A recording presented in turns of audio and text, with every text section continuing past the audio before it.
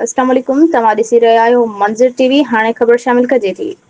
ख़बर शामिल कई पई वञे। इस्लामाबाद पीपी चेयरमैन बिलावल भुट्टो ज़रदारी चयो आहे त जंहिं तरीक़े सां बेनज़ीर इनकम सपोर्ट प्रोग्राम खे निशानो बणायो पियो वञे उहो अफ़सोसनाक आहे। तंहिं करे को उन जो दिफ़ा करे या न, असां उन जो दिफ़ा कंदासीं। क़ौमी असेंबली में ॻाल्हाईंदे बिलावल भुट्टो ज़रदारी चयो त वफ़ाक़ खे मुआशी मसइला आहिनि, सूबनि खे बि मुआशी मसइला आहिनि। 18 तरमीम बावजूदि कंहिं बि सूबे खे उन जो हिसो न ॾिनो पियो वञे।